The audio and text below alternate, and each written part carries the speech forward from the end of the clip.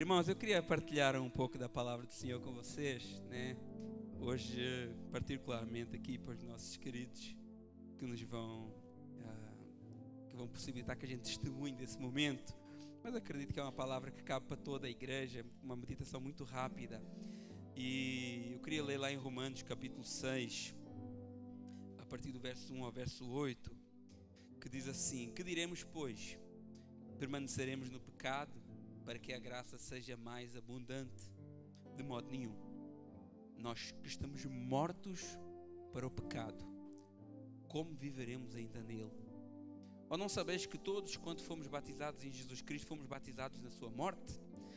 De sorte que fomos sepultados com ele pelo batismo na morte, para que, como Cristo ressuscitou dos mortos pela glória do Pai, assim andemos nós também em novidade de vida. Porque se fomos plantados juntamente com ele na semelhança da sua morte, também seremos na sua ressurreição. Sabendo isso, que o nosso velho homem foi com ele crucificado, para que o corpo do pecado seja desfeito, a fim de que não sirvamos mais ao pecado, porque aquele que está morto, justificado está do pecado. Ora, se já morremos com Cristo, cremos que também com ele viveremos. Amém? Senhor meu Deus e meu Pai, em nome de Jesus, quero te agradecer por esse momento e que o Senhor possa estar falando ao nosso coração nesta hora. Pai, nos ensina a viver esse momento maravilhoso conforme a tua palavra nos manda. Que não seja só um banho, um ritual, mas que seja um símbolo, um selo de algo maravilhoso nas nossas vidas. Eu te peço, ó Pai, pela vida dos irmãos que vão tomar essa decisão, pela vida dos irmãos que não tomaram essa decisão ainda, e por aqueles que já tomaram, que possam reforçar, que possam renovar a cada dia essa aliança com o Senhor, em nome de Jesus. Amém. Irmãos, carta aos Romanos, que eu li agora esse pedacinho do capítulo 6, é o tratado teológico, a meu ver, mais profundo de toda a palavra de Deus. É, como é dito, o Evangelho segundo Paulo, onde ele explica de uma maneira maravilhosa, né, a mensagem do Evangelho. Essa carta é tão importante para nós que ela é utilizada, às vezes até a nível académico, como que se desenvolve uma argumentação. Porque é isso que Paulo está fazendo nesta carta, uma tese. Ele começa no capítulo 1, mostrando como todos nós, toda a humanidade, ela é indesculpável diante de Deus. Aqueles que não creem mesmo. Ele vai trazendo a mensagem do Evangelho, mas primeiro ele fala do nosso estado. Toda a humanidade condenada diante de Deus. Aqueles que não tiveram conhecimento de Deus, condenados porque o seu poder é manifesto nas coisas criadas. No capítulo 2 ele vira a sua atenção contra os moralistas. No capítulo 3 ele fala contra os judeus, mostrando o veredito que está lá no capítulo 3, verso 23. Todos pecaram e carecem da glória de Deus. E ele começa essa carta mostrando isso, que todos nós, conhecendo a palavra, conhecendo a lei, não conhecendo a lei, temos uma sentença: morte. E a partir do verso 24 do capítulo 3 de Romanos, Paulo traz a solução para esse problema: a justificação por meio da fé em Cristo Jesus. No capítulo 4 ele reforça isso, dando o exemplo de dois expoentes da história do judaísmo: Abraão e Davi. Abraão como sendo justificado pela sua fé antes das obras, justificado no capítulo 15 pela fé em Deus, e o selo no capítulo 17 de Gênesis, que é a circuncisão, o selo dessa fé. Depois ele fala de Davi, que considerava algo maravilhoso ter os seus pecados perdoados. No capítulo 5 ele vem falar dos benefícios dessa justificação: paz com Deus, acesso ao trono da graça. E ele fala dessa graça de uma maneira tão maravilhosa, que ele faz essa comparação daquilo que Adão fez em relação àquilo que Cristo fez. E ele diz assim: olha, se pela ofensa de um, que é Adão, muitos foram feitos culpados, então pela ofensa de muitos, maior será a graça do Senhor. E ele termina o capítulo 5 dizendo assim: porque onde abundou o pecado, superabundou a graça. E isso pode trazer uma outra questão. Se nós somos salvos pela fé, se nós somos salvos pela graça, então, se onde muito houve pecado, muito será derramado graça, então quer dizer que nós podemos pecar à vontade. Quer dizer então que se é só crer em Jesus, então vamos pecar à vontade e depois a graça vai lavar todo o nosso pecado. Ele faz essa pergunta hipotética. E ele mesmo responde essa pergunta aqui nesse capítulo 6.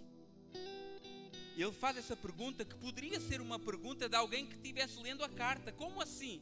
Eu não tenho que praticar nada, eu não tenho que fazer nada, eu só tenho que crer em Jesus para que essa graça me alcance, então eu vou viver de qualquer maneira.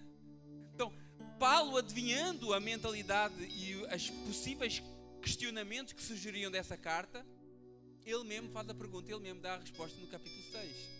Ele diz assim: olha, que diremos, pois? Permaneceremos no pecado para que a graça seja mais abundante? Ou seja, já que a questão é graça, vamos pecar à vontade? E ele diz: de maneira nenhuma. Como, estando vós mortos para o pecado, viverão ainda nele? E ele dá um exemplo aqui no verso 3 do batismo, né? Que todos nós fomos batizados em Jesus, fomos mergulhados na sua obra, né? Todos nós nos identificamos com aquilo que Jesus fez, pela obra que ele fez. E o batismo nas águas é exatamente isso, uma identificação com aquilo que Cristo fez por nós. Porque eu não me identifico com Jesus, eu já falei isso aqui, porque eu gosto dos louvores, porque eu gosto da rotina religiosa, porque eu gosto das palavras, da igreja, da comunhão.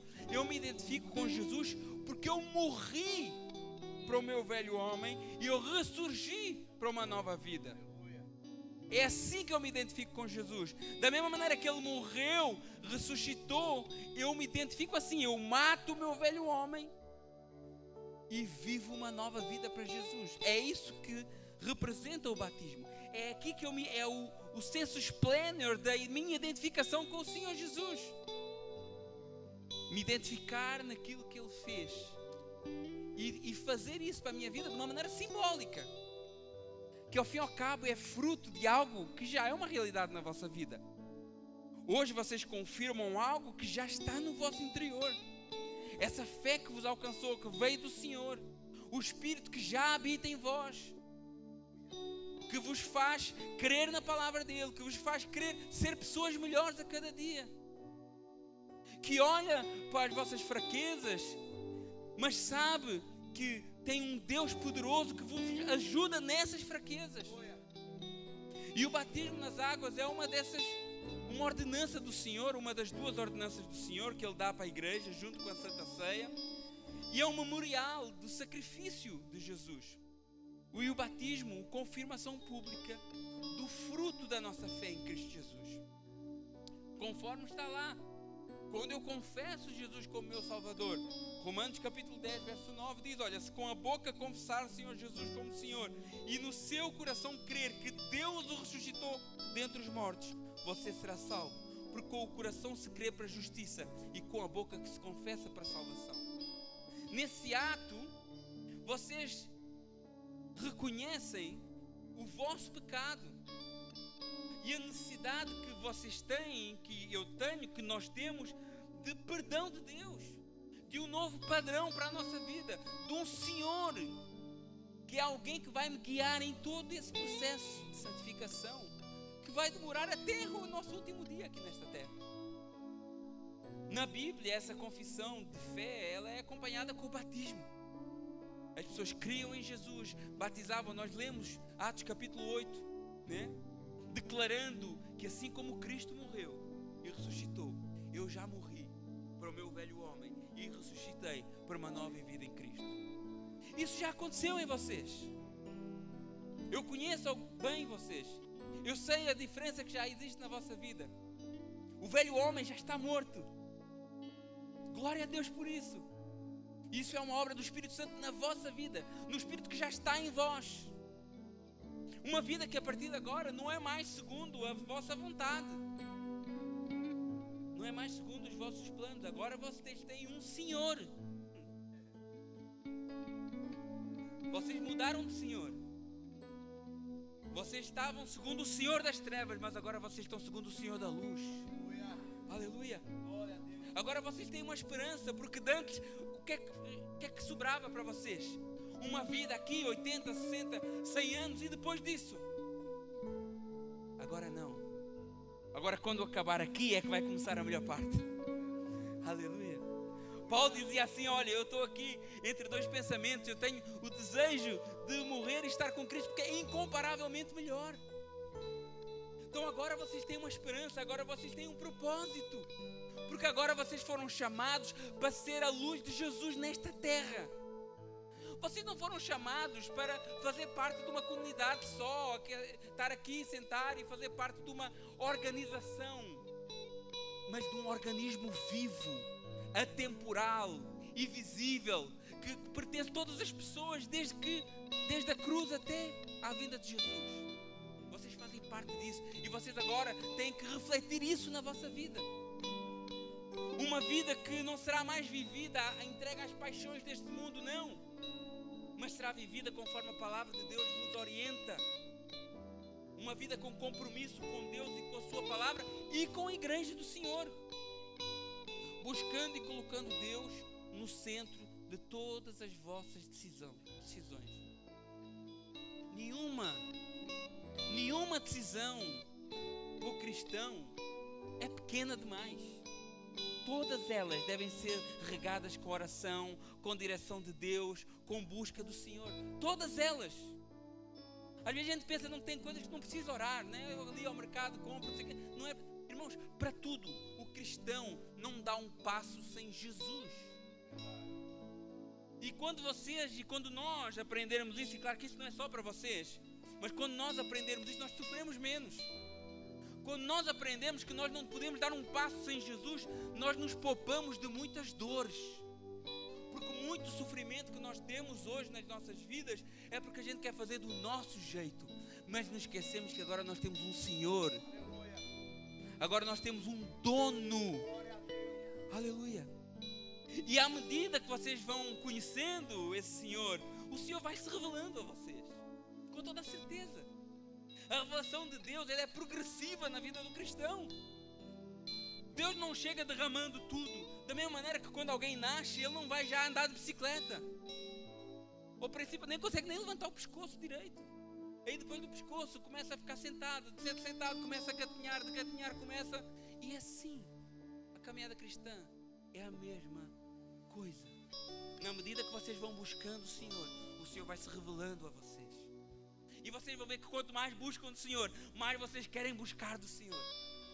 E quando vocês acharem que têm muito conhecimento do Senhor, vocês olhem para essa piscina e olhem para o oceano. E isso é o que vocês têm do Senhor. Porque nunca acaba. Porque aquilo que nós recebemos do Senhor é impossível nós alcançarmos na totalidade. Impossível. Mas na medida que nós buscamos, Ele vai se revelando. Há coisas que vocês hoje não entendem. Muitas doutrinas, eu acredito, até básicas da fé cristã, talvez hoje vocês não entendem plenamente. E está tudo certo com isso. Porque o batismo não é um atestado teológico. É um atestado de arrependimento e fé em Cristo. Essa é que é a grande verdade. E eu acredito que a partir de agora vocês vão crescer, como diz a palavra, em graça e conhecimento do Senhor Jesus. E assim como uma criança passa por várias fases na sua vida, né, no seu crescimento, também o cristão, todos nós aqui, Todos nós aqui, vocês olham para nós aqui e talvez vocês podem pensar: uai, o fulano de tal, o cara é muito espiritual, o fulano de tal, ele é muito isso. Irmãos, a mesma justificação que está sobre a vossa vida está sobre a minha vida. Ninguém é mais justificado, menos justificado, mas existem pessoas que conhecem um pouquinho mais, existem, mas continuam aprendendo todos os dias. Continuam sendo moldados pelo Senhor todos os dias. Deus continua trabalhando na vida deles todos os dias. Filipenses capítulo 1 diz: olha, aquele que começou a boa obra em vocês é fiel para completá-la até a vinda de Cristo. Não é até vocês atingirem 20 anos de ministério, não é até vocês atingirem 10 anos de fé, é até a vinda de Cristo. Até a vinda de Cristo Deus vai trabalhar na vossa vida. Deus está trabalhando na minha vida cada dia. E é uma caminhada constante de fé e de aprendizado. E nós nascemos de novo em Jesus. Esse novo nascimento espiritual tem as mesmas características do nascimento físico: necessidade de aprender e de se desenvolver.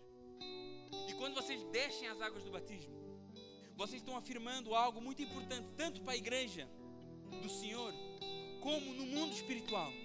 Vocês estão afirmando aquilo que eu li: eu morri para os meus pecados. Eu estou sepultando o meu pecado ali. Eu estou sepultando o meu velho homem ali. Como diz lá em Romanos capítulo 6, verso 11: assim também vocês considerem-se mortos para o pecado, mas vivos para Deus em Cristo Jesus. Hoje o pecado não tem mais poder sobre a vossa vida. Não tem. E ele pode vos enganar, mas ele não tem mais poder. Vocês podem suportar. A Bíblia diz que nada vem sobre nós que a gente não consiga suportar. E com a tentação virá também o escape. Deus nunca vos deixará sozinho. Deus nunca vos deixará à vossa sorte. Enquanto vocês buscarem o Senhor, enquanto vocês lutarem para viver uma vida de santidade ao Senhor, o Senhor estará lá do vosso lado para vos ajudar. O pecado não pode ter mais domínio sobre a vossa vida. Isso não significa que vocês não vão pecar aqui e ali. Não é isso. Obviamente não será algo premeditado. Obviamente não será algo consciente. Obviamente que não. Mas a pessoa sim, aqui e ali cai, ok? É verdade isso. É uma luta constante. É uma luta constante. De antes você andava em trevas. De antes nós pecávamos que a nossa cara nem queimava. De antes nós mentíamos. Nós nos prostituíamos. Nós fazíamos coisas que não... E nós nem nos preocupava. Nós nem pensávamos duas vezes antes de fazer alguma coisa que sabemos que é errado. Mas é porque nós não tínhamos a presença do Espírito Santo sobre a nossa vida. Agora isso já não acontece. Agora no momento que vocês pecarem, como acontece, eu creio, com cada um de nós aqui, quando a gente erra, faz alguma coisa, diz alguma coisa que não deve, fala alguma coisa que não deve, pratica alguma coisa que não deve, naquele momento o Espírito Santo nos incomoda. Naquele momento o Espírito Santo nos move, nos faz ficar tristes, nos faz arrepender diante do Senhor. Antes isso não acontecia, porque antes vocês eram guiados por outro Senhor, outro dono. Mas agora o mais valente, que é Jesus, entrou nessa casa vossa. E quando Ele entrou na vossa casa, como entrou na minha casa, Ele acendeu a luz e Ele mostrou a poeira que estava, a sujidade que estava. Paulo fala lá em Romanos capítulo 5, a lei, a palavra vem como um holofote para mostrar as nossas falhas, para nos mostrar os nossos erros. E Jesus diz assim ao nosso coração e diz ao vosso coração: olha, vamos limpar essa casa. Vamos limpar. Vamos santificar essa casa. Você pode até dizer: não, a minha casa está muito suja, está uma bagunça, eu não consigo. Mas Jesus diz: olha, confia em mim, eu vou te guiar nesse processo. Confia em mim, eu vou estar contigo. Você não vai estar sozinho. Me dê a mão, venha comigo nesta nova vida. Não largues a minha mão. E a partir do momento que Jesus iluminou a vossa vida, a nossa vida, vocês começaram hoje a ter uma consciência de pecado que vocês não tinham de antes. E agora vocês têm que ter cuidado, porque agora vocês começam a pensar: será que eu devo fazer isso? Será que eu devo estar em determinado lugar? Será que eu devo fazer determinada coisa? Agora vocês vigiam. A partir do momento que Jesus ilumina a nossa vida, nós começamos a fugir de situações que nos colocam em situações vulneráveis. nós começamos a evitar determinados ambientes, até determinadas amizades. Às vezes nós temos que romper. E não é porque nós somos quadrados, não é porque nós somos alienados, é porque existem ambientes que nós não podemos estar, que nós não temos condições para estar. Isso acontece nas nossas vidas. E porquê é que eu faço isso? Porque vocês viram o quanto que foi caro o preço do pecado na cruz do Calvário. O Evangelho me chama a um arrependimento, a uma mudança de mentalidade, mudança de caminho. Não é eu não vou me desviar, eu estou andando aqui, eu vou me desviar do pecado. Não, o pecado está lá, eu vou no sentido oposto. Eu não quero nem perto, eu não quero nem tentar, eu não quero nem ver. É isso que é arrependimento. Não é ficar camuflando, apagando ou desviando. Não, é ir num sentido oposto. João fala: filhinhos, eu escrevo essas coisas para vocês não pecarem. Não vamos começar a achar que o pecado é uma coisa normal no meio do cristão. Porque tem umas pessoas que às vezes vai orar: ai, Senhor, me perdoa porque eu peco todo momento, eu peco em palavras, eu peco em obras, eu peco em ações. Está qualquer coisa errada com esse irmão. Não é normal nós vivermos no pecado, ainda que a gente tenhamos essa tendência, mas não é normal. Não é normal. Por isso a palavra do Senhor diz: eu escrevo essas coisas para que não pequem. Porque às vezes as pessoas utilizam como uma desculpa. Eu peco, não é porque a gente peca mesmo, não é porque a Bíblia diz que quem não tem pecado já é mentiroso porque diz que não tem, então eu vou pecar. Não é normal o pecado na nossa vida. Mas e se eu pecar? A Bíblia diz: tenho um advogado junto ao Pai, Jesus Cristo justo. Mas a palavra do Senhor apresenta um Jesus que não é mais aquele Jesus que estava lá pregado na cruz. É um Jesus que tem olhos como chama de fogo. E Ele vê o íntimo do nosso coração. Então essa desculpa de que eu vou pecar aqui, depois peço perdão ali, com Jesus isso não pega. Porque Ele tem olhos como chama de fogo, que discerne, que sabe a intenção do nosso coração, a intenção das nossas ações. A palavra do Senhor diz: olha, não vos enganeis, de Deus não se zomba, porque aquilo que o homem semear, isso também ceifará. Vocês quando descem as águas do batismo, vocês estão dizendo: olha, eu morri para a minha velha natureza. Verso 6 de Romanos 6, sabendo que a nossa velha natureza foi crucificada com Ele, para que o corpo do pecado seja destruído e não sejamos mais escravos do pecado. O batismo é essa confirmação de que a nossa velha natureza foi crucificada lá atrás, há 2000 anos atrás, na cruz. Ela ficou lá com Jesus. A nossa velha natureza ficou lá. Em nós agora há uma nova semente. E é nessa semente que vocês vão investir agora. É essa semente que vocês vão regar agora. Antigamente eu tinha uma outra semente. Antigamente brotava em nós algo diferente, que era aquilo que nós tínhamos herdado de Adão. Mas a Bíblia diz que, em Colossenses capítulo 3, verso 5, façam morrer tudo o que pertence à natureza terrena: imoralidade sexual, impureza, paixões, maus desejos, avareza, que é a idolatria. Por causa dessas coisas vem a ira de Deus sobre os filhos da desobediência. Existe uma ira de Deus, isso não é só para vocês, é para todos nós. Existe uma ira de Deus sobre aqueles que continuam vivendo segundo a sua velha natureza. Independentemente se você vai à igreja ou não, se você continua vivendo segundo a velha natureza, existe uma ira de Deus sobre a sua vida. Independentemente se você é um dizimista, se você prega, se você louva, se você lidera um departamento, existe uma ira de Deus para aqueles que vivem segundo a velha natureza. E um dia experimentarão essa ira. E por isso nós temos essa luta dentro de nós. Essa luta que carne contra espírito. Porquê? Porque essa velha natureza quer aflorar, mas o espírito diz não, fica aí. E nós temos que lutar essa luta diariamente. A palavra do Senhor diz: olha, porque a carne luta contra o espírito contra a carne, porque eles são opostos entre si, para que não façam o que querem. E nesta luta vai ganhar aquela semente que for melhor plantada. Quanto mais alimentar a sua carne, mais forte ela ficará. E quanto mais alimentar o seu espírito, mais forte ele estará. Orando, lendo a palavra, estando em comunhão com a igreja, consagrando a vossa vida. E se vocês fizerem isso, a vossa carne não terá chances, não terá a mínima chance de vencer. ela vai continuar pregada lá na cruz do Calvário em Cristo Jesus. A palavra do Senhor diz que nós cooperamos juntos com o Senhor. Cooperamos juntos com o Senhor. A palavra lá é sinergismo. Vocês lutam contra a vossa velha natureza, junto com o Senhor, que está com vocês, vos auxiliando, vos dando força. Quando vocês descem as águas do batismo, terceiro e último ponto, vocês estão afirmando. Quando vocês se levantam, eu estou ressuscitando para uma nova vida em Cristo Jesus. Uma nova vida em Cristo Jesus. Eu sei que vocês em parte já vivem essa nova vida, né? Mas aqui é um testemunho público diante de toda a igreja e diante de Deus, porque a própria palavra diz: onde está 2 ou 3, Ele está presente. Onde a igreja aqui diz um amém, Deus concorda.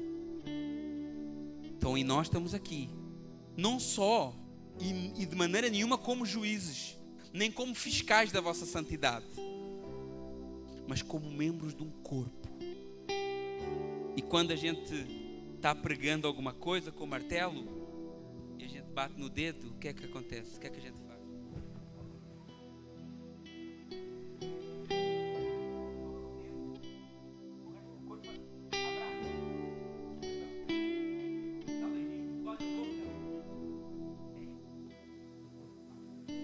Quando o membro está ferido, os outros membros ajudam, cuidam.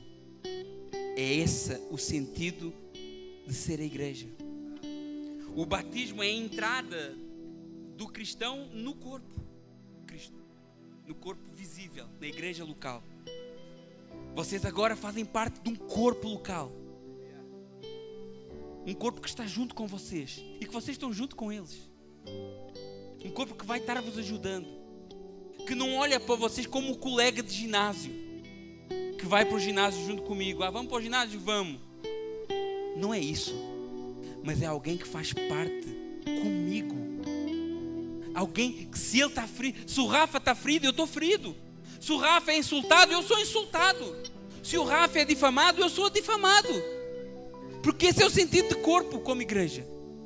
E nós às vezes vivemos um showzinho social, que a gente vem para aqui, está tudo certo, e gostamos de estar aqui, louvamos e cantamos, mas não é isso o propósito também não. O propósito é estarmos unidos, sermos membros de um corpo, onde um sofre, todos sofrem, e onde um é exaltado, todos são exaltados. Capítulo 3, Colossenses, verso 1, portanto, vocês que foram ressuscitados juntamente com Cristo, busquem as coisas do alto, onde Cristo vive, sentado à direita de Deus. Agora ressuscitados para essa nova realidade espiritual, nas vossas vidas, vocês buscam aquilo que é do Senhor. Pastor, mas e aí? Eu não posso comprar a minha casa? Mas eu não posso ter o meu carro? É lógico. Glória a Deus por isso. E a gente está aqui para se alegrar com vocês. Mas antes de o fazer, Senhor, é da tua vontade. Me ajuda. Senhor, esse carro que eu quero comprar, será que tu queres que eu compre esse carro? Fala comigo. É só isso. O crente não é uma apologia à pobreza. O cristão não tem que ser coitadinho. O cristão tem que ser próspero. Deve ser próspero. Mas é obedecendo ao Senhor e colocando os nossos planos e projetos diante do Senhor. Porque claro que se eu for próspero, o Senhor vai usar isso para eu abençoar alguém. É na prosperidade do povo de Deus que todos nós somos supridos. Porque o pão é nosso, o pão não é para mim. Então se o Senhor te abençoa, lembra-te que o pão é nosso. Se Ele te dá a ti, lembra que é nosso também. Nosso, no sentido da comunidade. Então claro que é importante. Vamos buscar o que é do alto. Vamos buscar as coisas de Deus. Vamos meditar em Deus. E vamos colocar tudo diante dEle. Verso 6 de Efésios, capítulo 6 de Efésios, verso 10 diz: olha, quanto a mais sejam fortalecidos no Senhor na força do seu poder e vistam-se de toda a armadura de Deus para poder ficar firmes contra as ciladas do diabo. Porque a nossa luta não é contra carne e sangue, mas contra principados, potestades, dominadores desse mundo tenebroso, contra as forças espirituais do mal nas regiões celestiais. Por isso peguem toda a armadura de Deus para poderem resistir no dia mau e depois de terem vencido, permanecer inabaláveis. Paulo está falando assim, essa caminhada de fé, essa decisão, tudo muito bonito aqui, né? Estamos aqui todos bem e tal, vamos festejar, vamos fazer culto, vamos tomar ceia, vamos comer um caldo no final, mas o dia mau vai chegar. É isso que Paulo está dizendo. E como é que eu vou resistir ao dia mau? Estando fortalecido no Senhor. O Senhor é quem vos fortalece. A vossa fé tem que estar firme em Jesus. O inimigo vai tentar vos destruir, como ele tenta me destruir, como ele tenta acabar com a vida de todo aquele que é contrário a ele. Mas lembrem-se que essa luta é vencida com armas espirituais. Não é pela força do vosso braço. O irmão me bateu, vou lá e bato. O irmão me xingou, vou lá e xingo. O outro falou mal de mim, eu vou falar mal dele. Não. A Bíblia diz que as nossas armas não são carnais, mas são poderosas em Cristo, em Deus, para destruir fortalezas. Cristo pode tentar, o inimigo pode tentar, mas ele não vai conseguir se vocês estiverem em Cristo Jesus. Pode tentar vos desviar do caminho, pode tentar vos entristecer, mas se vocês estiverem firmados na rocha que é o Senhor, vem a tempestade, vem o vento, vem o rio, vem tudo que vier, mas a casa está firme na rocha que é Cristo Jesus. Amém? Vamos ficar de pé.